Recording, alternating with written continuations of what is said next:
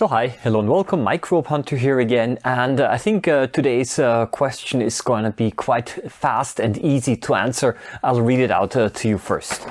I've been looking to purchase a decent microscope, and some of the ones that I have come across have a so-called reversed nose piece. Could you please explain what this means?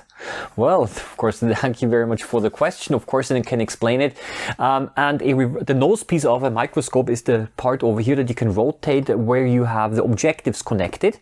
And you look at those two microscopes here, and then you will see that in one case, and this Olympus here, the objectives that are not currently used are pointing forward.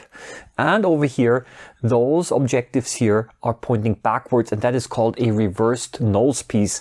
And why are those two options? Well, the reversed nose piece does have the advantage that you have a little bit more space here in front, and that the objectives that are not used don't really get into your way very much.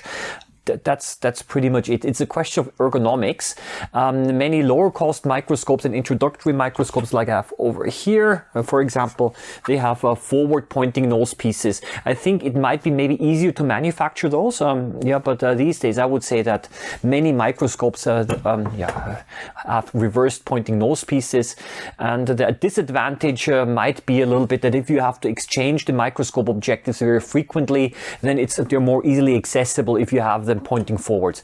Yeah, that's pretty much it, I would say. Yeah, if you have any additional recommendations or questions or anything, or if you have any additional details, advantages and disadvantages, please post them in the comments section below. But that's it for today. Happy microbe hunting as always, and see you around next time. Bye bye.